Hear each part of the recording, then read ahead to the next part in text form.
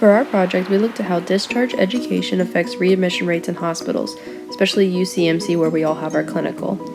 We looked at 5 different articles, analyzed them, and then did a comprehensive analysis on what we should do to better our discharge education. As student nurses, our clinical we've observed that some patients are readmitted to the hospital and sometimes very frequently. So our question is, do these readmission cases stem from the discharge planning that patients receive on the education about their disease and the medications that they're being sent home with? This issue is important because hospital readmission has some negative side effects. This includes readmission to the hospital is a big cost both for the patient and for the hospital itself.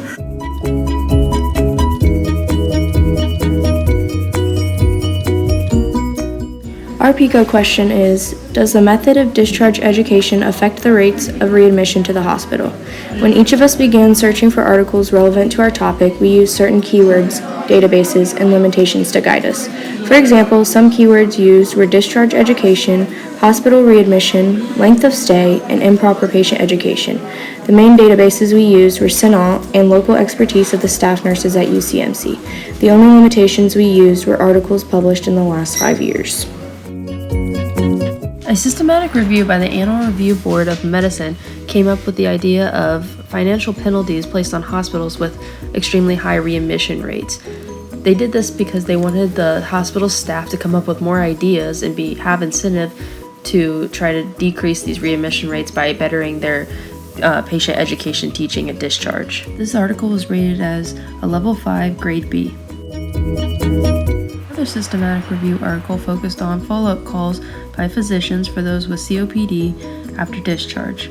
This was a low-quality article rated as a level 3 because of its inconsistency in results. Six Methods article, called Discharge Processes, came with their own framework on an orthopedic floor for discharges that were personalized. They stressed the fact that discharges are not only costly on the hospital, but they're also very hard on the patients as well. The article was a level 3 grade B good quality article. A project to re-engineer discharges reduces 30-day readmission rates was a quality improvement project done at a hospital in southern Texas. The purpose of the project was to change the way that the discharge process was implemented in the hospital and see if 30-day readmission rates were impacted. This study was rated as a level 5B article by the Johns Hopkins appraisal tool. Study to explore if follow-up calls and consistency helps decrease readmission rate. The study used 108 charts a month from May 2013 to March 2014 and was sat on an inpatient unit medical surgical unit. The level of quality of the study was a level 3 good quality. This added to our PICO question because it explained that follow-up calls are a very important aspect in consistency when eliminating readmission rates.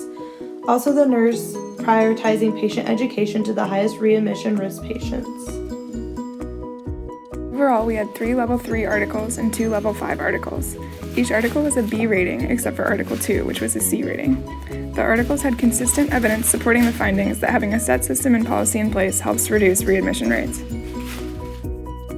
When researching for UCMC's protocol, we could not find anything. Therefore, we called Professor Riley, a nurse who currently works at UCMC. She mentioned that there is no set protocol and it is different for every floor and type of patient. But on her floor specifically, the independent charge nurse is in charge of doing discharge follow-up calls. Also, they have a checklist to see who to focus teaching on the most. So our research articles put together that there should be a universal protocol for discharge throughout the hospital to ensure that all patients are reached equally and all teaching is efficient. Also, that there should be a maximum date to do callbacks hospital-wide.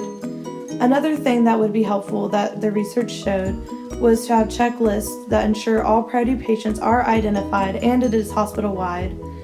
The last thing that was in our research is financial penalties for patients readmitted. Therefore, the hospital better their teaching and follow-ups.